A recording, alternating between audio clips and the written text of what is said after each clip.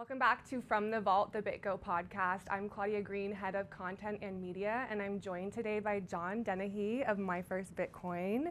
Thanks for being here, John. Yeah, thanks for having me. Happy to be here. I'm super excited to have you because you're a bit of a revolutionary. You've really lived Bitcoin's use case. You know, you've traveled the world, seen how it impacts communities. You've had your assets seized twice.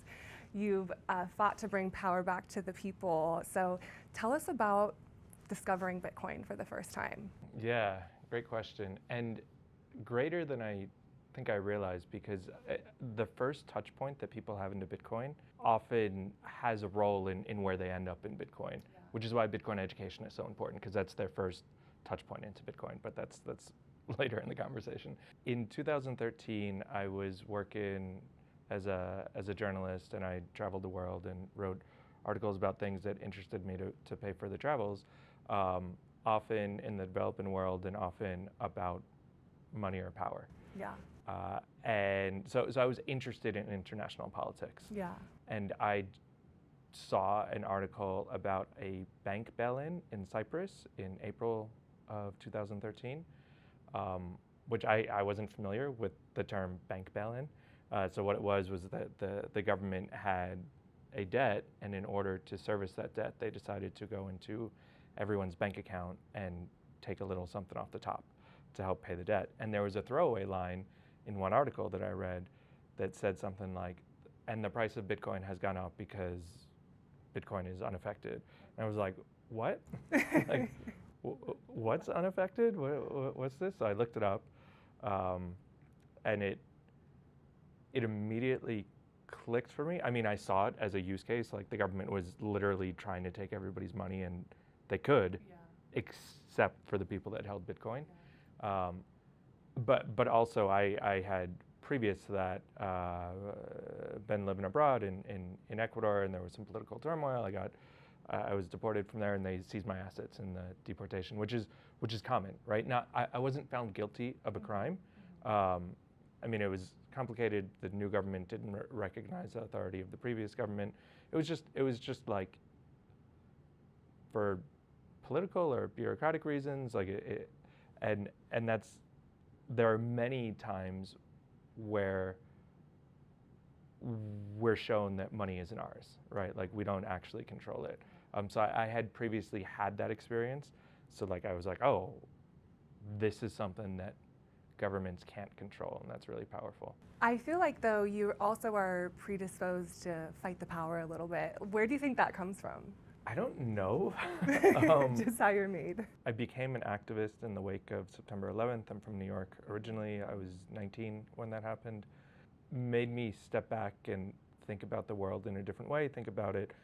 Really, what it made me think was, there's something fundamentally broken about the world if things like this happen. Yeah. Like, there's something not right. And that made me, I mean, one of the first things that I looked into was money and the IMF. Yeah. And like, how if the money is broken, Everything's broken. then everything breaks on top of it. So I think it was just the shock of September 11th, like feeling relatively close to it. Like, I had some family in New York, and I had been in New York like a week before that and grew up there. Made me reevaluate things, and also travel, like later when I traveled, just to see every part of the world is different, and not necessarily better or worse. It's subjective. You know, some things I'd be like, oh, I like that better. I don't like that as much. But having a point of comparison is really important to understand something. And I think Bitcoin does that for money, right? It's a point of comparison. There's fiat money, and then there's Bitcoin. So it helped. Like, I think I understood at some level things were broken, but it really helped me understand it, to have something to compare it to, which is Bitcoin. Yeah, I had a similar experience with Bitcoin. I think it's impossible not to have a sense growing up, you know, in this day and age, that things are not right, but you can't quite put your finger on it, and you're like, it's so many different things that are broken, and then Bitcoin brings it all together, and you realize that this, follow the money, it's all connected. But I do want to get back to your roots a little bit. How did you get into journalism? I got into journalism in university, so, you know, post September 11th, when I got into activism, you know, I mentioned the IMF, but the other target of my activism at the time was war, right? That was the lead up to the Iraq War, and there were other things, but like that was a time when I mean I guess I still am in a different way, but I was an activist, like, first and foremost, and I saw the newspaper, the student newspaper, as a way to get our message across. So I was part of an organization in university, like a student group that we organized most of the protests, right? Yeah. And it was like, oh, we could write about the things these issues that we care about and get people to read it. So I started to write like op-eds for the student newspaper, which they were always happy to publish. It's a student newspaper, and that made me realize the power of journalism to get a message across. Yeah. Have you ever experienced fear about speaking out or raising your voice? Yes. And how do you deal with that? I moved to New York. It's noisy there. Well, I'm curious, as a writer, how do you feel about what's happening with AI right now? AI is going to hurt poor journalists and help great ones. Okay. There's a lot of like slop in journalism now, which is like, the clickbait. Yeah, it's just like clickbait, right? That humans are writing. Yeah. And probably a lot. It's probably not a great job. Like you're required to do like 8 lists a day or something. Yeah. Those jobs are going to go away, right? Because AI could do that pretty easily. I think a really great journalism is fundamentally human, right? It shows our range, right? Like how terrible we could be, but also how compassionate we could be, how much hope there could be. But it's emotional at its core, and I don't think AI can understand that the way that a human can, to really pull on the emotional heartstrings. So I think a great journalist is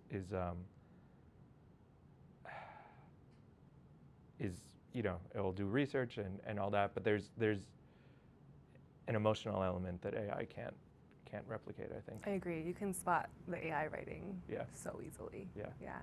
So your journalism career took you all over the world. You're incredibly well traveled, and then you landed in Ecuador and you were there for the revolution. Was that 2017 or a little bit earlier? So I was back in Ecuador in 2017, but I first moved there in 2005. I mean, what was that like? What was that revolution like? I'm sure it's a long story, but... Wonderfully hopeful, followed by disappointment, which is a reoccurring pattern for globetrotting idealists, I think. I remember that the night that the government fell, it fell due to street protests, right? The government was unpopular and people went into the street and they started, blocking roads, and it spread organically and very quickly, so that the whole country was shut down, and it put a lot of pressure on the government, right? Like he ended up fleeing the country, the president, and resigning. But had he not, then I don't know, maybe Congress or so. It puts pressure for change to happen, right? When protests like that happen. And I remember that the night before, when things were really accelerating, the police were more brutal than normal. Like I was in a protest where 3 people died from asphyxiation from tear gas. Like there was tons of tear gas, and everybody scattered and everybody was scared. But like by sunrise, the police had retreated and the protesters had taken over all of the government buildings. And people were happy. I think people kind of understood, like, yeah, I think we're about to win. Mm-hmm. But I remember when news broke, I asked a woman. I was walking and there was a cafe. I asked a woman, like, what happened, and she looked at me and she just said, he left. We won, and she was crying, and it was so hopeful to see that, you know, regular people could have profound impact on the structure of government of their country, right? You know, there's this like, you don't fight City Hall mantra sometimes, right? Like, because you lose. And it was really inspiring to see that people could win. But what that, I mean, a new government took over, and it was different, but not really. You know, they ended up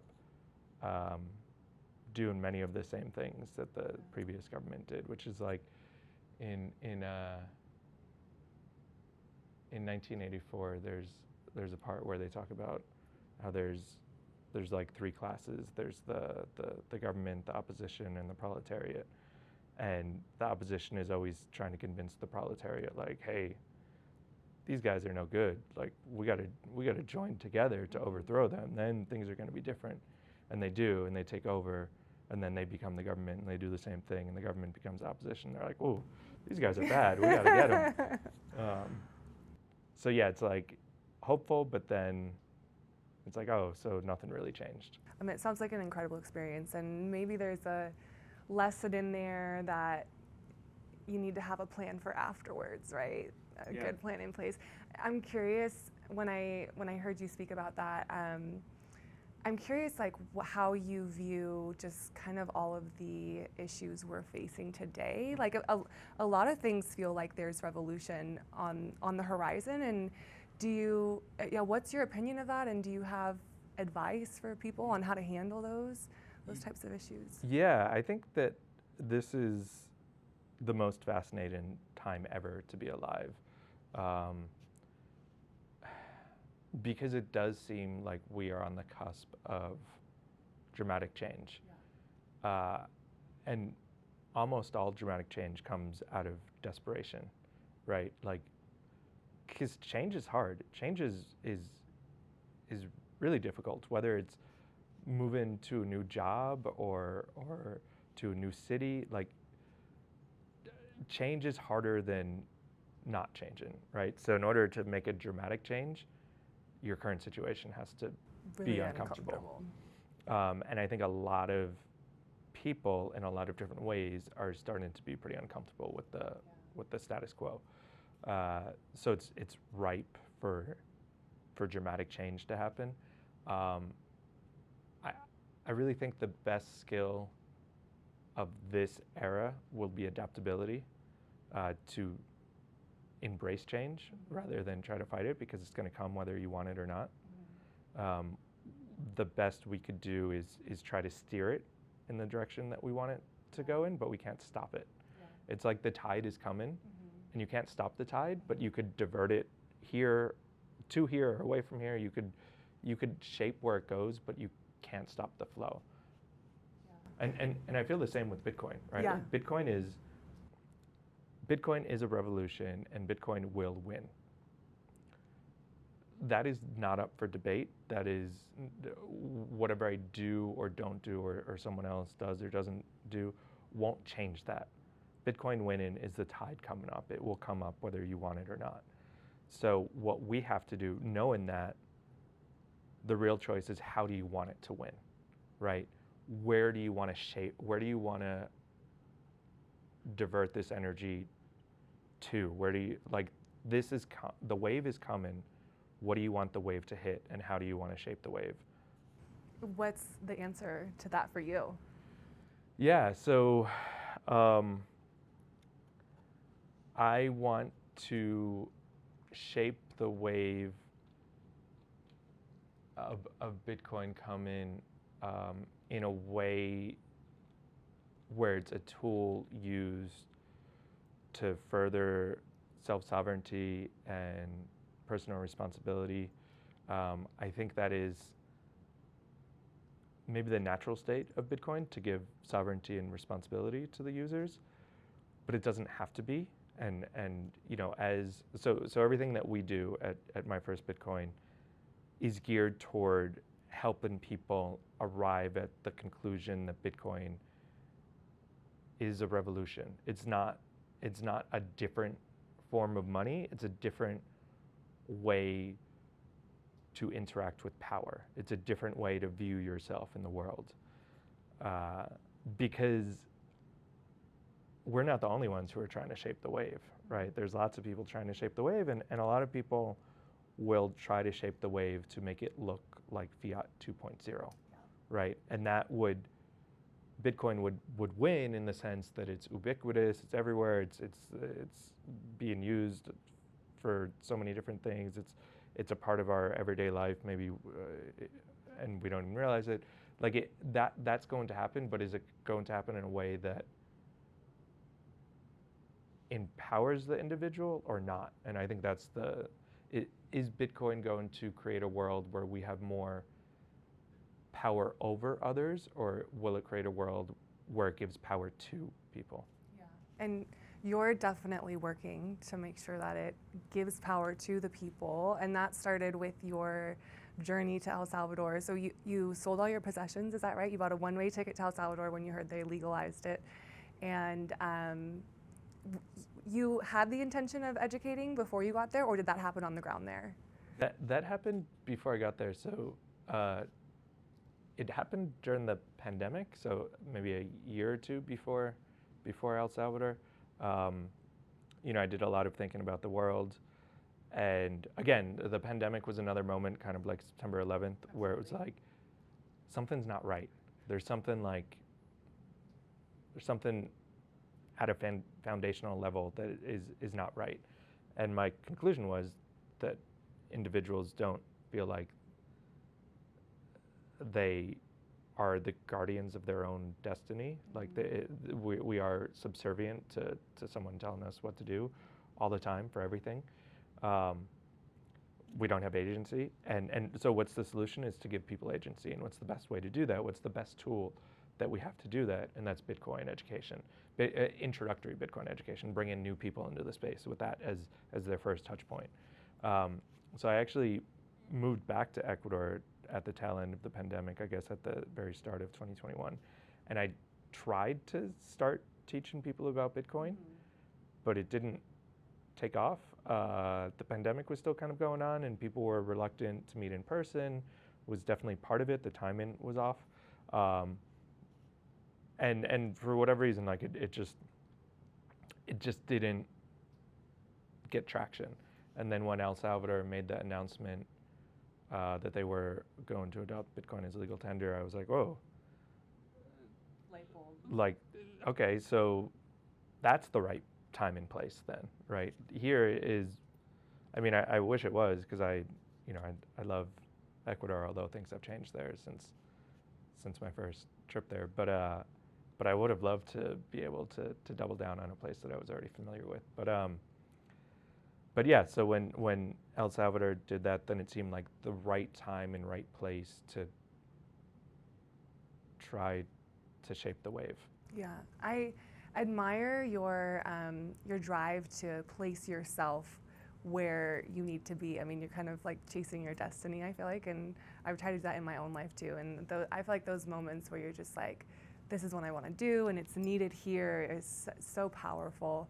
So you get to El Salvador, and I read that there was a yoga student. Is that right? Okay, so tell me how that happened. Yeah, so the very first class. So I don't know if this would be advice I would give to like how to start a nonprofit, but there was a vision of why it was important. But there was no money, there was no infrastructure, there was no plan really. It was just we're gonna teach people about Bitcoin, and we're gonna teach people about Bitcoin in a way that shows them that it's a tool for empowerment.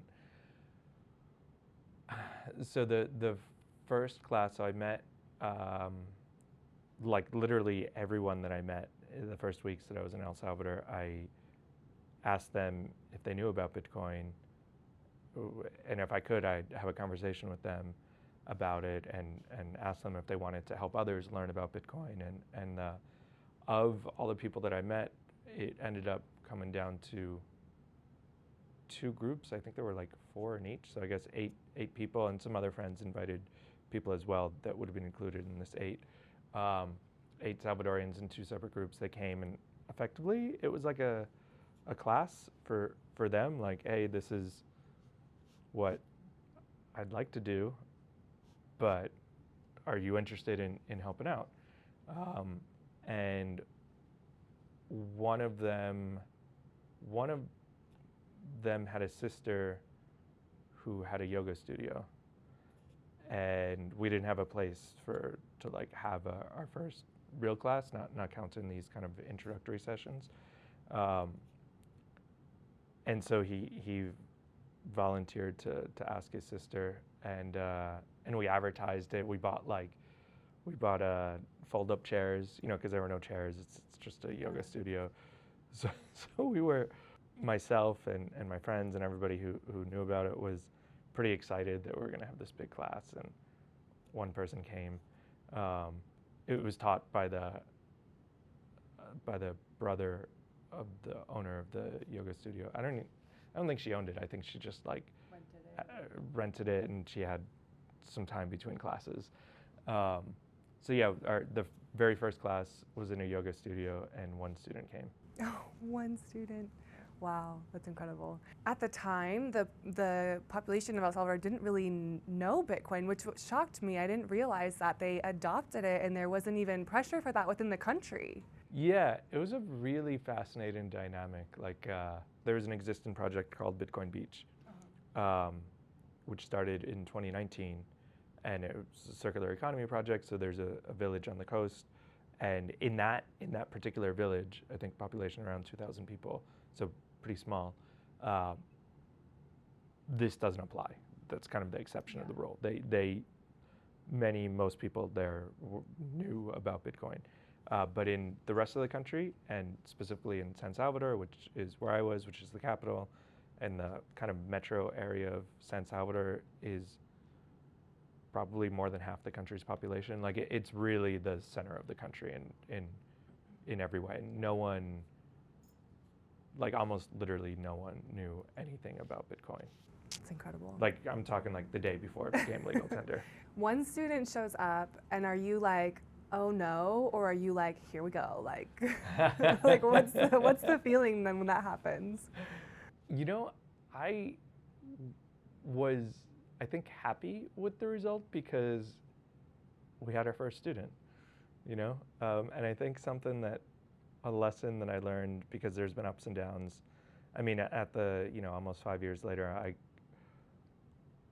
it's almost hard for me to believe the success that the project has had and the impact that it's had. But there were plenty of challenges along the way. Absolutely. And I think an important ingredient to its success was that we've always defined our own success, and we have, myself and the others involved in the project care so deeply about it that you have to, otherwise you'd give up. You'd give up when challenges came. Perseverance is a lesson that I've, like, to be successful, you need to try twice as hard when things are challenging, not give up. That's definitely, you hear that's what is required of founders. And I also think that is what Bitcoin inspires in so many of us, right? It's like the will to persevere in the face of all challenges. So you guys scaled pretty fast, obviously a little bit of help from like the environment there. Yeah. And you end up educating in schools in El Salvador. Like, what is that journey like to get to that point? And were you considered the leading educator in the country at that point? Yeah, so there really was no Bitcoin education in the country. So we were the leading educators in the country, but that was not hard because you're the only. Yeah. And did they have any plans for that? Like, or you just came along and they're like, well, we'll get with you then? Yeah, so what happened was we started, you know, that first student turned into 2, turned into 5, turned into 10, turned into 100. And there was no organized education efforts in the country. So even though we had only taught 100 or 200 or 500, I don't know what it would have been at the time, students, and intro classes, not like a whole big class, but just like an introductory session. So a school was interested, a couple of schools were interested in having Bitcoin education, but they didn't know what to do, right? There was no guide for them, right? And they had no guidance about it. They just knew that, you know, I think my kids should probably learn about this. I don't know anything about this. They don't, but it seems like we should have an option at the school. So a few schools, the first, once we were introduced to the first school and we started the program, then more people started reaching out to us, more school directors, because there was a void, right? There was a demand for Bitcoin education, but there wasn't a supply. So the very first school that we were put in touch with had a structured diploma program for different subjects, which was 10 weeks. And they asked us, like, can you create something that would fit these requirements, like that would look like these other diploma programs that we have? So we said yes. And I mean, it's crazy to think back on this. Like, we had literally no money. We had like no experience doing anything like this. We were like, oh yeah, we'll create this whole new program. What do we have? Like 6 weeks? No problem. We'll build a team and do it. We did. We raised money crowdfunding, and we put a team together that was like really enthusiastic and worked really hard to get it done on time. And again, there was a void, right? So as soon as other school directors saw that, they saw it as an option and they reached out to us. And we, for the first, I don't know how long this lasted, but for the first little while, you know, the program is 10 weeks long, we doubled the number of students taught in the number of schools that we taught at every 10 weeks, which is to say that every 10 weeks we taught more students in the program than we had in all of history before that 10-week period started. So yeah, the growth was like, I mean, that's about as fast as it could have been. We couldn't have gotten any faster. And then there's a lot of demand for it, and not even just in El Salvador. When people saw us doing it in El Salvador, then people outside of El Salvador started to reach out to us, like, hey, I'm in Honduras or Mexico or wherever they are, and we want to do something similar where we are, and that was kind of like, you know, we've really leaned into that at this point, but there was a lot of demand for what we were doing, and there wasn't anybody doing it. Yeah. You've structured the curriculum in a specific way. It's open sourced, and then you've kind of followed the Bitcoin ethos, so it's not super, I guess, prescriptive of how you need to use Bitcoin. Can you speak to that a little bit? You know, I have thoughts on education and how education is broken, and I think what it comes down to is modern education often teaches us what to think, and I think what we need is education that teaches us how to think. And it's actually could be quite subtle, the difference between the two, but its impact compounds over time. Like if it's just a little bit from 5 years old or whatever that is teaching you what to think rather than how to think by the time you finish school, then like you're mostly just waiting for somebody to tell you what to think. So it's important to us to lead by example, and we believe in decentralization. We believe in permissionless innovation. So we want to encourage decentralization. We want to build, I mean, this is a current challenge that we have, how to build a global network in a way that doesn't centralize authority and power in us. And it had to be open source because it has to be permissionless, right? Like we're not, so there's a couple of reasons to do that. There's a philosophical reason that this is, we create the world that we want to see, and we want to live in a world where information doesn't live behind walls, where it's freely accessible equally to everyone. And then there's another, I guess, strategic, which informs a lot of our decisions. We want it to be very clear and obvious what our incentives and motivations are. Because again, I think that's something broken about traditional education, is the motives and the incentives are often hidden. You know, it's somebody is paying for it, right?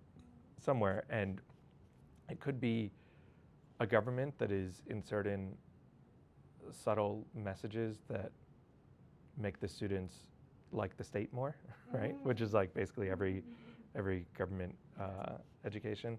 It could be, if it's funded by corporations and advertisers, then there's like a hidden incentive to maybe steer students one way or another.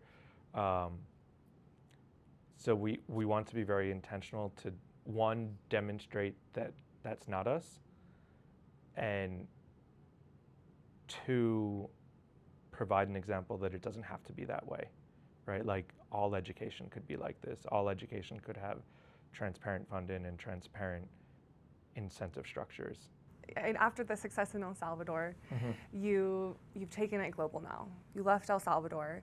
You know, what was that decision like? It was a tough decision. I mean, first and foremost, because my wife is Salvadorian and she had never lived anywhere else. Both of our children were born in El Salvador, so like there were real deep roots there. So that was a challenge. You know, it wasn't, and plus moving with a family is just different from like traveling internationally. So yeah. So it wasn't a decision that we came to lightly. I mean, there were two separate decisions. One was like a personal decision about just moving, and the other was about the project. It made sense to fully embrace, because we were already kind of doing two things. We were focusing on one country, being El Salvador, and also trying to help others do similar things in other places. And you know, we have a finite amount of resources and attention. So we decided that our biggest impact, our biggest potential, was to lean fully into helping others do great things in their own communities. You know, now the potential impact is to 7 billion people rather than 7 million. And we felt that we were mature enough to make that transition, and in fact it was time for there to be a worldwide movement for independent Bitcoin education, and it's kind of like that Rage Against the Machine line, like it's no better place than here, no better time than now, and like if not us, then who? It's something that is of benefit, and we were in a position to make an attempt at it. Yeah. So. what does the curriculum look like today? I know that you have a diploma, and there's hands-on experience required. I'm curious, like what do you have the students do? Yeah, so we've actually expanded pretty significantly. The diploma is still our flagship. It's what people know best, and we often kind of build around that. The diploma itself, so I'll talk about the diploma itself and then kind of expand. The diploma itself, and this is true of everything that we do, is a mix, roughly half-half, of financial literacy and Bitcoin education. So it starts with explaining what money is, why money is, and how we've gotten to this moment. And after that foundation is established, then it goes into Bitcoin education, and we have found it to be useful on both sides, not actually just the Bitcoin education, but also for the financial literacy aspect, to have activities to demonstrate the point, because these are often brand new concepts for people. So it helps to be a bit hands-on with that. If you're explaining the coincidence of double wants, right? Like, I don't know if it's going to land with people if it's just theoretical.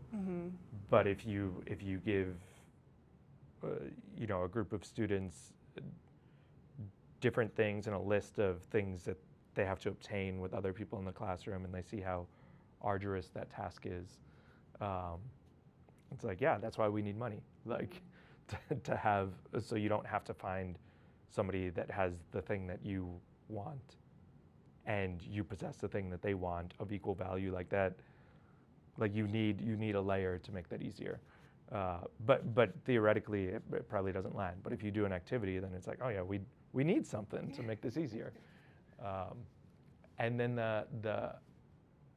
just this week, we released 3 updates. So an update to the Bitcoin diploma, an update to Bitcoin for organizations, which is like the Bitcoin diploma for small business owners, an update to the intro to Bitcoin, which is just now our introductory class.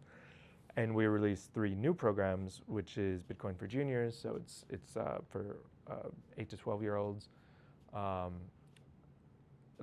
teacher's guide for the Bitcoin diploma, and a educator's training program, which is designed to help people become better educators, which I think shows the direction that we're heading in that we've really leaned into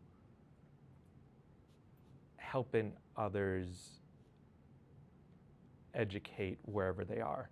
So one important change is on the formatting is everything is now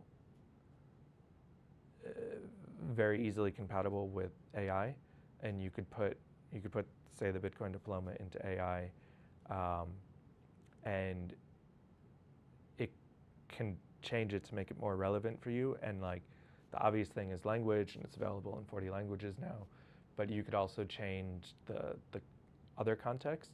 So for example, I want to teach this, and I want to learn, or I want to teach this to a group of electricians in Argentina, right? Yeah. So then the examples and the analogies will be relevant to that demographic, which are different examples and analogies, which would land with, I don't know, teachers in Belgium. Yeah. Yeah.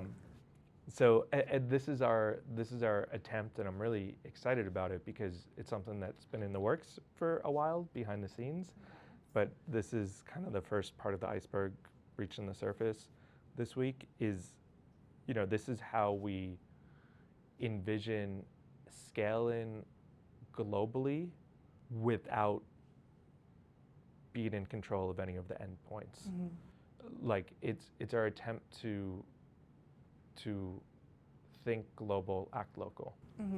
What is the state of the company today? You're in 35 countries, is that right? I think we're in 42 or 43 now. Oh, okay, nice. And you run it from New York City, is that right? Or are you in El Salvador still? No, I live in New York now. It's a 501c3, so like legally we're a U.S. registered nonprofit. But the team is is pretty distributed. So, we have people, I think, I don't know how many countries, but probably there's about 15 to 16 people on the team, and I would think 7 to 8 countries are represented there. So yeah, we try to bring everyone together. Occasionally, we have 4 educators on conferences a year. We had one last month in Kenya, and in June, the next one will be in Prague. So we try to bring the team together, or at least parts of the team together, so they're not always like just interacting over it's important over phone calls, but yeah, we're distributed now. Okay. To wrap up, I guess I'm going to bundle maybe 2 questions in one. I want to know like what's next, and I also heard you say that we need to kind of build the future we want to see together. So I guess like what is the future that you see, and how is My First Bitcoin going to build that? More of what I just mentioned with this new update, which is compatible with AI to remix it for your local context. This is kind of like a proof of concept this past week. It's the first iteration of it, so I'm sure there's going to be some kinks to be worked out. So we're just going to get better at that. The next release is scheduled for October, the next round. So that's one. We're also building an application with very high ambitions. The thing that I'm most excited about is a peer-to-peer marketplace for Bitcoin education to match potential teachers and educators in different parts of the world together. I think that could, almost everything that we're doing is designed to make it easier to teach about Bitcoin wherever you are, whoever you want to teach it to. And what is the world that we're building toward, that we want to see? That you want to see. Our end goal is a world made up of individuals that each are empowered and have agency in their own life. And I think that's so important, because once you give an individual agency in their own life, it changes how they view themselves in the world. One, when you're in more control of your own future, it lets you look further into it, and it incentivizes you to participate in it more, right? And I know this is like crazy, but we live in a world where we're almost disincentivized to build into the future, because when we feel like we don't control it, it's like, why would I build something? Why would I start a family, a new business? Why would I be friendly to my neighbor if everything is transient and I have no control over it? Yeah. And I think that's the mentality of the world that we're in now, that a lot of people feel. So and it's a mental thing, because we all actually have more agency than that. Like naturally, we just have to realize it. When that flips, then you're not just you become, I think, a better person, because you want to build towards the future. Like I want to learn more, so I'm going to educate more. I'm going to educate myself more. But even just these examples of, the person at the register at the coffee shop, or the person in the apartment down the hall that you might pass on the stairwell. If you're thinking further into the future, then you're like, you know what? I'm gonna see this person again and again and again. Let me ask how their day was. Let me see if I could help them with something. Let me be a good neighbor. I think it makes us better neighbors. It makes us better people. So I want to live in a world where our human potential is realized, because I think that we can do so much better than we currently are. And I think this is the moment. Like, things are about to break, right?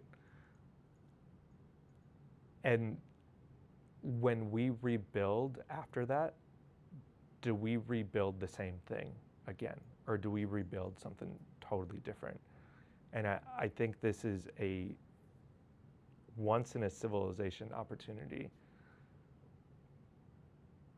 to come out of what I think is going to be a collapse of like a lot of the things of the modern world, to not start the same cycle over, but to start a new one, because now we have the tools that we just didn't have before, right?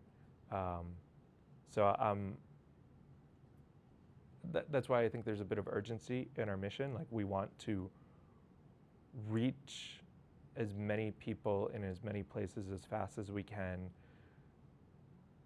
because it's unknown when we're gonna need to like really rebuild. But the more people that understand that we could do things very differently and build something radically different and better, the more likely that becomes.